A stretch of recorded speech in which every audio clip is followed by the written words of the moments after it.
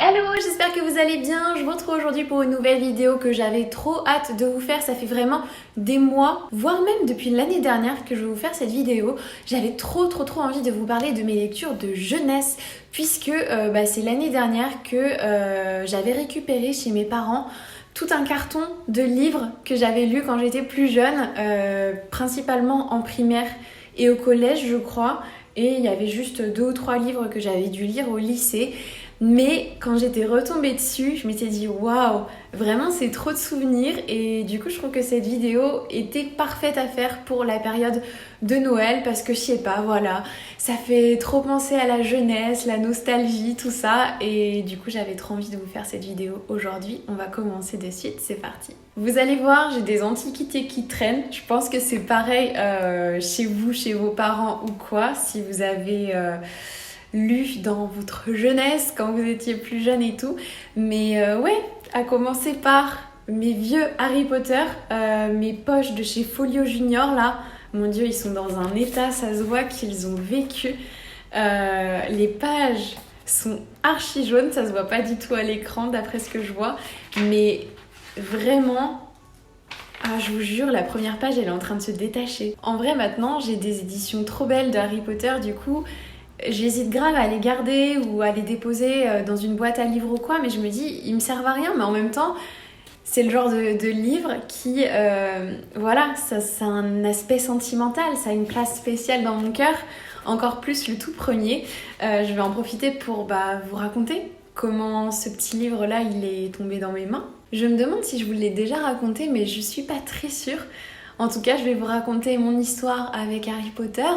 Harry Potter à l'école des sorciers. Ce livre-là, il m'est tombé dans les mains quand j'étais en CE2. J'avais un prof qui s'appelait Monsieur Gâteau. Et en fait, d'ailleurs, c'est trop marrant, ça me rappelle plein de choses. J'étais dans une classe à ce moment-là de CE2, CM1. Je sens que je vais... m'étaler sur cette vidéo, c'est n'importe quoi. Je vais essayer de pas trop m'étaler non plus parce que sinon je pense qu'on est parti pour 1 heure de blabla. Mais c'est vrai que c'est trop de souvenirs. Au mois de septembre, au mois d'octobre, je sais plus, il nous donne un livre à acheter qui est ce petit livre-là. Et je sais plus ce qu'il nous avait dit exactement, mais que ce serait bien de lire peut-être 2 ou 3 chapitres avant une sortie scolaire, puisqu'il nous avait proposé du coup de faire une sortie au cinéma pour aller voir Harry Potter à l'école des sorciers qui sortait d'ici quelques semaines. Du coup voilà comment mon histoire avec Harry Potter a débuté. Je me suis pas contentée de lire les quelques premiers chapitres qu'il nous avait conseillé de lire. En fait, j'ai dévoré le livre avant d'aller le voir au cinéma. Et d'ailleurs, pour la sortie de classe, vous savez, il y a toujours des accompagnants parents qui viennent. Et ma maman faisait partie des parents qui accompagnaient pour aller voir le film. Et voilà, c'est vraiment un trop bon souvenir pour moi. Et c'est vraiment ce qui m'a fait tomber dans la lecture parce que je lisais pas mal de tout petits livres et tout, mais ça a été en fait ma première relation d'amour avec les pavés. Enfin, celui-là il est pas très gros, on s'entend, hein, mais bon. En soi, pour quelqu'un qui était en CE2 à l'époque, CE2 j'avais quel âge? 9 ans? C'est jeune quand même. Bref, c'est vraiment ce qui m'a fait tomber amoureuse déjà de l'univers d'Harry Potter, mais aussi après de la lecture en général et des sagas. Je vais vous parler après d'une autre saga que j'ai lue après avoir commencé les Harry Potter que j'ai adoré aussi. Mais ouais, c'est vraiment ce qui m'a lancée dans la lecture quand j'étais en primaire et je ne remercierai jamais assez mon prof de l'époque de nous avoir fait découvrir Harry Potter parce que moi c'est vrai que c'est devenu une passion de toute une vie quoi. C'est un truc de fou quand on y repense. Du coup voilà, j'ai comme je vous l'ai montré mes petites antiquités en poche et j'ai également après à partir du tome 5 les grands formats. Je peux vous dire pour cette vidéo c'est de l'organisation et c'est du muscle parce que les livres c'est lourd quand même. Mais voilà, du coup, j'ai ces éditions-là, les éditions Gallimard de l'époque, là, punaise, ils sont lourds. Je me rappelle encore, comme si c'était hier, de lire celui-ci quand j'étais au lit, là. Punaise, c'était lourd à tenir, hein. J'ai plus l'habitude, moi, de lire des livres aussi gros, surtout sur papier. Quand c'est vraiment des gros pavés comme ça, maintenant, je les lis sur liseuse parce que je me dis, punaise, j'étais petite à l'époque. En plus, comment je faisais pour lire ça? Genre, ça me déprime quand je vois ça. Franchement, c'est ouf, j'ai l'impression qu'ils sont extrêmement lourds. Je sais pas ce qu'ils mettaient dans leur papier à l'époque, mais c'est du papier méga lourd. Genre, t'as ça dans ton sac, tu frappes quelqu'un, mais il tombe dans les pommes direct, c'est sûr. Une deuxième saga qui m'a beaucoup marquée quand j'étais jeune, ça je pense que j'ai commencé à les lire quand j'étais sur ma fin de primaire, si je dis pas de bêtises. C'est À la croisée des mondes de Philippe Pullman. Je vous ai parlé il y a 2 ans de ça, je pense, de la suite. Enfin, du coup, oui, c'est une suite, mais du coup, ça raconte l'histoire 10 ans avant. Et là, cette année, il y a l'histoire 10 ans après qui est sortie. Mais voilà, ça a été une saga de mon enfance aussi, clairement. Je vais peut-être vous lire le résumé du premier. Encore une fois, j'ai les vieilles éditions, là, Folio Junior, qui ont bien jauni et bien vieilli. Et je me dis, mais comment est-ce que j'ai fait pour lire ça? Alors déjà, je sais que l'histoire est hyper complexe et j'ai vraiment très très très envie de les relire aujourd'hui parce que je pense que je les lirai totalement d'un œil nouveau et avec une maturité que je n'avais pas à l'époque. Mais ouais, je vous lis le résumé du coup. Je pense que ça peut être cool si jamais vous ne connaissez pas cette histoire. Pourquoi la jeune Lyra, élevée dans l'atmosphère confinée d'une prestigieuse université anglaise, est-elle l'objet de tant d'attention? De quelle mystérieuse mission est-elle investie? Lorsque son meilleur ami Roger disparaît, victime des ravisseurs d'enfants qui opèrent dans tout le pays, elle n'hésite pas à se lancer sur ses traces. Un voyage vers le Grand Nord périlleux et exaltant qui lui apportera la révélation de ses extraordinaires pouvoirs et la conduira à la frontière d'un autre monde. Ah, j'espère que ça vous donne envie parce que rien qu'en relisant cette petite 4e de couverture, ça me donne déjà envie de me replonger dans ces livres. C'est vrai que ils sont incroyables, l'univers est complètement fou.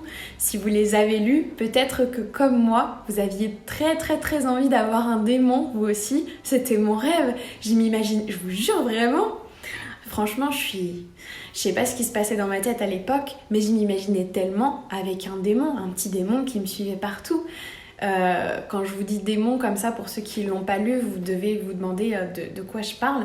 Mais en fait, si vous voulez, Lyra et d'autres personnages du coup dans À la croisée des mondes, ils ont un démon. C'est en fait, je sais même pas comment vous expliquer, je vais expliquer ça super mal, mais en fait ils ont comme un petit animal de compagnie qui les suit partout, sauf que ça fait vraiment partie d'eux. Si cet animal il est blessé ou quoi, ça les blesse aussi, et je crois qu'ils peuvent même mourir si le démon meurt, ou je sais pas, enfin il y a... Je me souviens plus de tout franchement, mais voilà, c'est vraiment... Oh, j'avais trop envie d'en avoir un. Moi qui adore les animaux, vraiment, c'était mon rêve quand j'étais petite limite. À chacun ses rêves, n'est-ce pas? Mais du coup, voilà, c'est vrai que le démon, en fait, quand on est jeune, il peut changer d'apparence. Donc, en fait, il peut prendre l'apparence de plein d'animaux différents. Et une fois que la personne est adulte, et ben, le démon prend une forme définitive d'un animal. Et du coup, ouais, on rencontre des animaux vraiment très cool. Et c'est un univers tellement travaillé, tellement ouf, assez complexe, et c'est pour ça que je vous disais qu'il faut vraiment une certaine maturité pour les lire. Je l'avais pas du tout à l'époque, forcément j'étais super jeune, mais j'aimerais vraiment beaucoup les relire. Et ce qui me fait d'autant plus envie de les relire d'ailleurs, c'est la série qui a commencé à sortir l'année dernière, je crois. Il me semble qu'il y a la 2e saison qui va sortir ou qui est en train de sortir, je ne sais plus.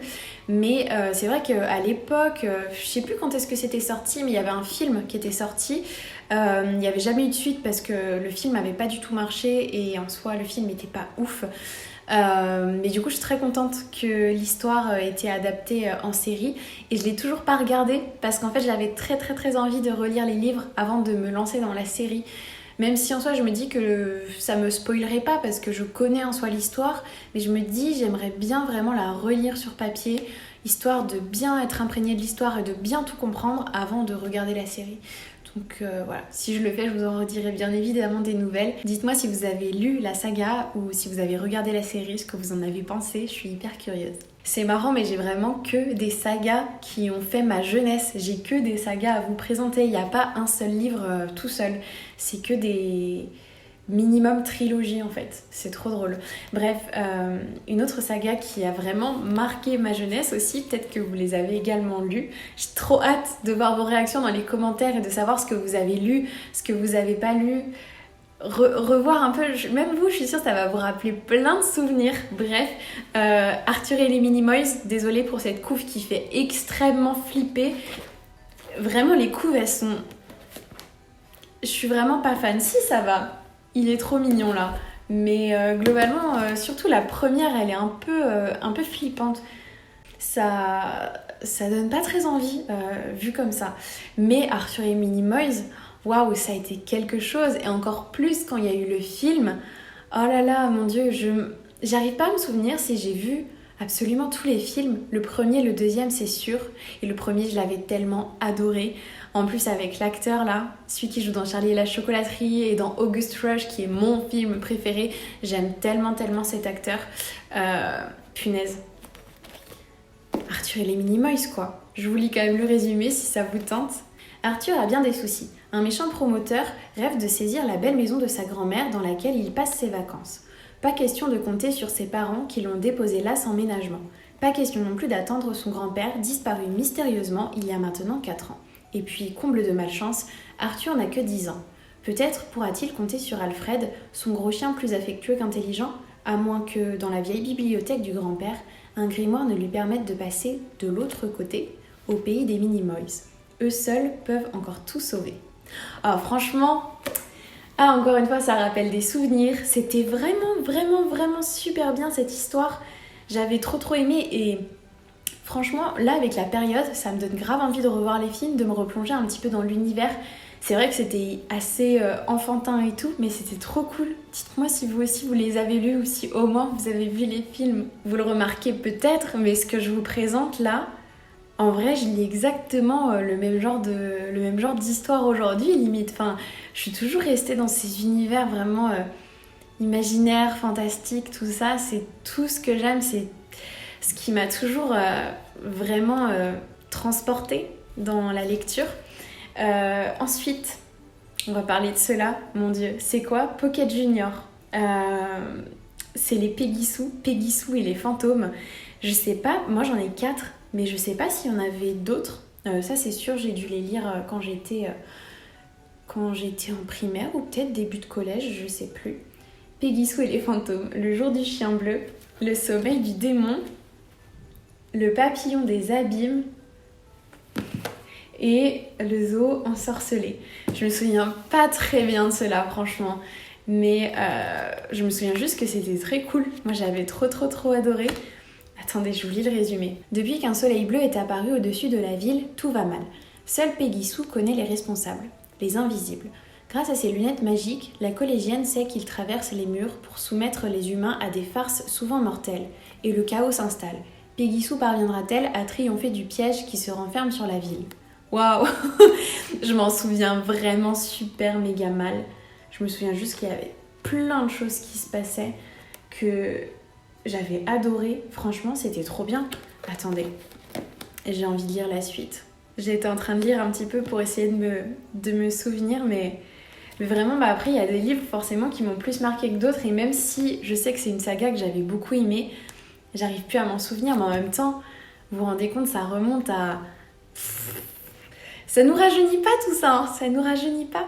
Je me suis dit qu'après avoir tourné cette vidéo, je passerais certainement faire un tour dans pas dedans, mais auprès de 2 ou 3 boîtes à livres pour déposer tous ces livres. Mais je crois que s'il y en a que je vais vraiment garder, c'est ceux que je vais vous présenter parce que je les trouve magnifiques. Je sais pas si je vais réussir à m'en séparer. C'est ceux-là, c'est la saga Ulysse Moore. Les clés du temps, franchement ceux-là ils sont mais trop beaux, il faut que je vous montre. Alors ça c'est le premier qui est le plus simple, mais regardez-moi ça, il y a des petites jaquettes comme ça. Alors je crois que c'est souvent la spécialité de Bayard de faire ça, c'est des Bayard jeunesse, ils font hyper souvent une petite... comment on appelle ça ? Bref, vous avez compris là, une petite jaquette qui n'est pas vraiment une jaquette. Et vraiment, oh, les intérieurs sont trop jolis avec des cartes et tout. Ils sont vraiment magnifiques. Même à l'intérieur, franchement, la présentation est trop canon. Je suis vraiment fan et je vous jure, ça a beau être des livres jeunesse, je me souviens que c'était génial, très enquête et tout, ça me donne trop envie de les relire. Je vais vous lire le résumé là qu'il y a à l'intérieur de la jaquette. Ah, autant pour moi, c'est pas un résumé, c'est un extrait carrément. Il y a plein de petits trucs partout puisque il y a quelque chose écrit, une citation derrière. Et là, ah c'est peut-être ça. 3 enfants, Jason, Julia et Rick, passionnés d'aventure. Une villa à pic sur la falaise et de nombreuses pièces mystérieuses fermées à clé. Une porte dissimulée derrière une armoire. Ça fait penser à mince, comment ça s'appelle, Narnia. Et Narnia, c'est vrai, je l'ai pas pris, mais en fait, il est rangé dans ma bibliothèque, je viens d'y penser. Les 3 aventuriers devront résoudre des énigmes pour réussir à l'ouvrir. Et franchement, c'était trop bien, c'était assez... j'ai envie de dire, à la limite, un petit peu style Agatha Christie. C'était hyper enquête et tout, moi j'ai adoré. C'était trop bien. Le deuxième s'appelle La boutique des cartes perdues. Le troisième, c'est La maison au miroir. Et le dernier, c'est L'île aux masques. Et ils sont tous à chaque fois toujours aussi beaux, avec des trop belles cartes à l'intérieur. Vraiment, mais attendez. Regardez-moi les pages, comme c'est magnifique. Ces livres sont trop beaux. Et ça me donne tellement envie de les relire. Là, dans tous ceux que je vous ai présentés, à la croisée des mondes, et ceux-là, c'est ceux qui me font le plus envie de relire, même si ceux-là c'est de la jeunesse, contrairement à la croisée du monde où je sais que encore aujourd'hui c'est sûr que ça va me plaire et que voilà, je suis contente d'avoir gagné en maturité pour pouvoir les lire. Ceux-là, je sais que c'était bien vraiment de les lire quand j'étais plus jeune, mais j'avoue qu'ils me font vraiment trop envie. Ils sont trop beaux. Est-ce que vous connaissiez cette saga ? Moi, j'avais jamais entendu quelqu'un parler de cette saga avant de les avoir entre les mains. Je pense que je n'en ai jamais entendu parler tout court. Mais voilà, ils sont trop beaux. J'ai trop envie de les lire. Du coup, bien évidemment, j'ai pas pu m'empêcher d'aller chercher Le Monde de Narnia dans ma bibliothèque, puisque quand même, Le Monde de Narnia, waouh ! J'ai l'édition intégrale qui est immense. Combien de pages fait-il ? Attendez. Il fait presque 900 pages. Je vous jure, c'est écrit en pâte de mouche. Je sais pas honnêtement comment est-ce que j'ai fait pour lire ça quand j'étais jeune. Ça, c'est sûr, je l'ai lu. Waouh, une carte ! Je l'ai lu quand j'étais au collège. C'est sûr et certain, ça, je l'ai lu au collège. Mais comment... Il y a des cartes partout. Waouh, je redécouvre le livre. Mais ouais, comment est-ce que j'ai fait pour lire ça ? C'est vraiment énorme, c'est écrit en pâte de mouche. J'aimais vraiment beaucoup la lecture. J'aime toujours autant la lecture, mais en fait, quand je vois des pavés comme ça, je me dis, mais comment est-ce qu'à l'époque, je faisais pour lire ça ? Ça me paraît tellement improbable, impossible. Bref, Le Monde de Narnia, évidemment, waouh, ça a été tellement une saga qui a fait une partie de ma jeunesse aussi, qui a fait mon collège en tout cas. Et pareil, le pire, c'est que je suis en train de me dire, j'avais pas lu ça en si longtemps que ça. Je sais pas comment je faisais. Bref, quand je vois aujourd'hui, par exemple, Le Prieuré de l'Oranger, je l'ai toujours pas commencé alors que ça fait 1 an qu'il est dans ma pile à lire, parce qu'il me fait peur tellement il est énorme. Et quand j'étais jeune, je lisais ça. Ça me dépasse. Bref, est-ce que comme moi, vous avez été courageux et vous avez lu ce gros pavé, ou est-ce que vous avez regardé que les films ? Je dis ce gros pavé, mais ça contient quand même 7 tomes. Peut-être que vous avez lu juste 1 ou 2 tomes, puisque du coup, celui en fait du premier film, c'est même pas le premier tome, c'est le deuxième, c'est Le Lion, la Sorcière Blanche et l'Armoire Magique. Après, il y a Le Chevalier et son écuyer, Le Prince Caspian, L'amour de ma vie, Ben Barnes. Oh my god, tellement hâte d'ailleurs de le voir dans Shadow and Bone, mais il est devenu mon premier amour quand je l'ai vu dans le rôle du Prince Caspian, bien évidemment. Ah, les souvenirs, franchement, Le Monde de Narnia, les films sont trop bien, moi j'avais adoré. C'est tellement la période parfaite pour les revoir, en plus ça me donne trop envie de les regarder, moi. Est-ce qu'ils sont dispo sur Netflix ? Je suis pas sûre. Peut-être sur Prime Video ? Je sais pas, je crois que je vais regarder parce que ça me donne trop envie de les regarder. Je me dis, peut-être qu'ils passent à la télé pendant les vacances de Noël, non ? Franchement, je vais me pencher dessus, je vais regarder ça, mais j'ai trop envie de les revoir du coup, ça me fait trop envie. C'est tellement la bonne période là, surtout le premier avec la neige et tout là. Quand Lucie, elle se retrouve dans la forêt tout enneigée, oh, c'est si beau, vraiment, c'est magique. Bref, voilà, Le Monde de Narnia. Dites-moi si vous l'avez lu ou si vous avez juste regardé les films ou les deux. Mais ouais, franchement, c'était... Ouais, c'est quelque chose qui a grave fait ma jeunesse. Oh my god, je vous jure, j'ai l'impression de faire des... j'ai l'impression de faire des haltères. C'est pas possible, mon bras il tremble, c'est une catastrophe. Pourquoi les livres à l'époque ils étaient si lourds? Mais les livres aujourd'hui de nos jours ils sont pas aussi lourds que ça. Il y avait quand même un souci de papier, c'est pas possible. Voilà, ça c'est une saga aussi que j'ai lue. Je pense que celle-ci je l'ai lue au collège, j'ai adoré.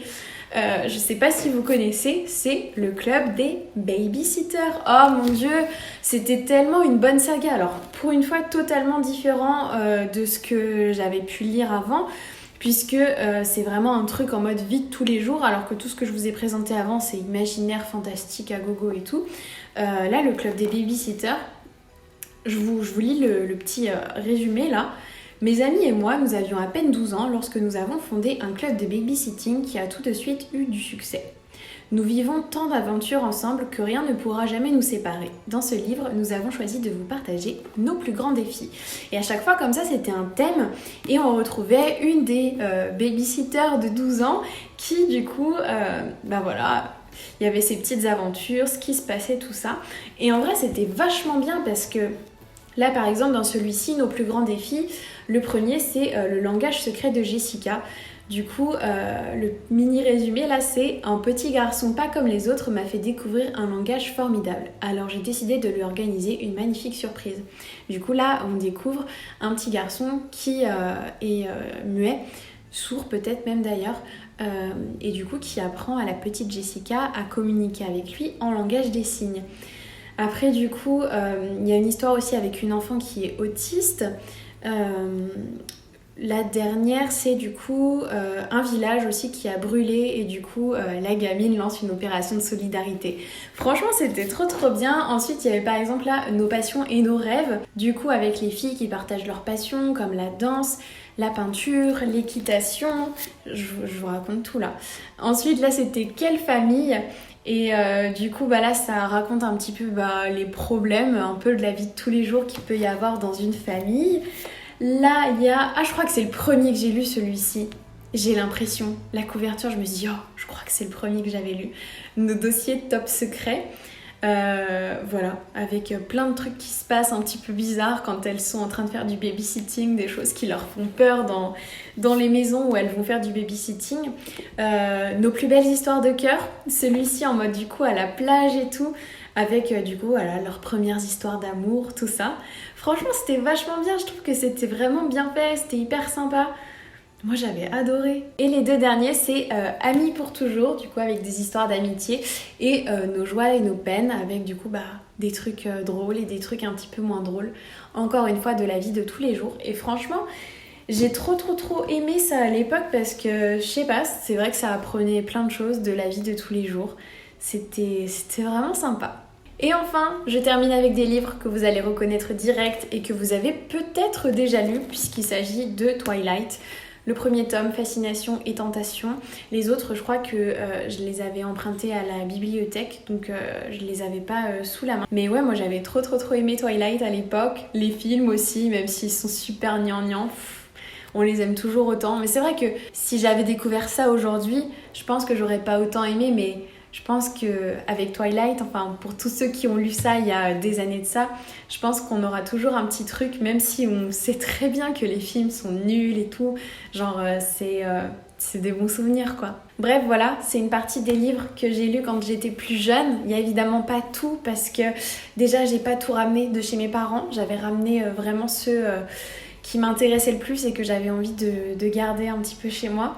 Et puis il y en a aussi beaucoup que j'avais emprunté à la bibliothèque à l'époque puisque je crois que il me semble que quasiment tous les mercredis avec ma maman quand j'étais en primaire en tout cas on allait à la bibliothèque et j'empruntais toujours plein de livres Franchement, je les finissais toujours super vite. En plus, alors on y allait quasiment toutes les semaines et je ramenais, je réempruntais tout ça.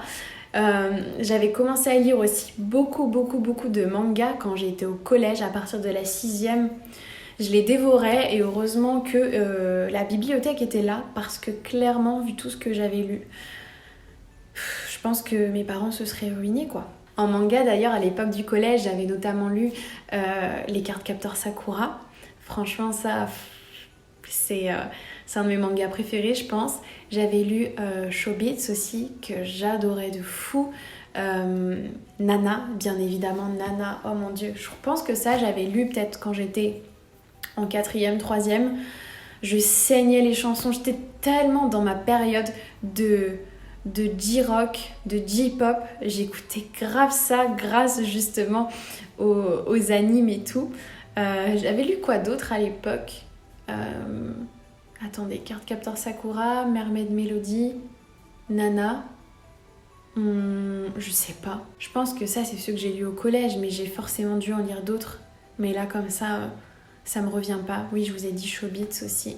Bref, voilà pour les mangas. Mais je pense qu'un de ces quatre, ça pourrait être cool que je vous fasse une vidéo spéciale manga avec tous les mangas que j'ai lus quand j'étais plus jeune, que je lis en ce moment, un petit peu pour vous montrer ce que j'ai aussi dans ma bibliothèque manga quoi. Mais ouais, c'est vrai que j'avais découvert les mangas quand j'étais au collège. Quand j'ai commencé à avoir cette obsession pour le Japon, pour la culture japonaise, ça a commencé comme ça avec les mangas quand j'étais en 6e. Et ouais, bref, trop de bons souvenirs de vous parler de tout ça quoi. Bon, je vais m'arrêter là parce que sinon je pense que je vais pouvoir vous parler pendant encore des heures et des heures. C'est toujours trop cool de pouvoir se remémorer des souvenirs comme ça de primaire, collège, surtout quand c'est lié à la lecture. Pour moi personnellement en tout cas, c'est certainement... ça fait certainement partie de mes meilleurs souvenirs de cette époque. Donc voilà, j'espère vraiment que ça vous a plu, que ça aura pu vous faire un petit peu voyager dans le temps vous aussi. Je sais pas si on est de la même génération, enfin je pense qu'il y en a certains d'entre vous qui sont forcément de la même génération que moi.